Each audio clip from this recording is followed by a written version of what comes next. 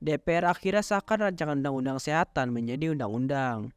Dewan Perwakilan Rakyat atau DPR RI resmi mengesahkan rancangan undang-undang atau RUU Kesehatan menjadi undang-undang melalui rapat paripurna DPR ke-29 yang diselenggarakan pada 11 Juli 2023. Rapat paripurna yang dipimpin oleh Ketua DPR, Puan Maharani, didampingi oleh Wakil Ketua DPR, yakni Ludovic F. Paulus dan Rahmat Gobel. Sementara itu, Wakil Ketua DPR lainnya, Sufmi Dasko Ahmad, dan Muhaimin Iskandar atau Cak Imin terlihat tidak menghadiri prosesi sidang. Dari pihak pemerintah, turut hadir Menteri Kesehatan atau Menkes, Budi Gunadi Sadikin, Menteri Pendayagunaan Aparatur Sipil Negara dan Reformasi Birokrasi atau Menpan RB, Abdullah Azwar Anas, serta Wakil Menteri Hukum dan HAM atau Wakemenkumham, Edi O.S. Yaris. Ditambah dengan adanya dua fraksi yang menolak RUU Kesehatan, yakni PKS dan Demokrat diberi kesempatan untuk menyampaikan pandangannya. Demokrat yang diwakili oleh Dede Yusuf, sedangkan PKS diwakili oleh Neti Prasetyani. Sama seperti Wakil Ketua Komisi 9, fraksi Demokrat dan PKS juga menyerahkan pandangan tertulis kepada Puan dan pihak pemerintah. Meski fraksi Demokrat dan PKS menolak, Puan tetap mengesahkan RUU Kesehatan. Puan Maharani yang terlihat mengenakan setelan blazer dan kerudung berwarna hitam,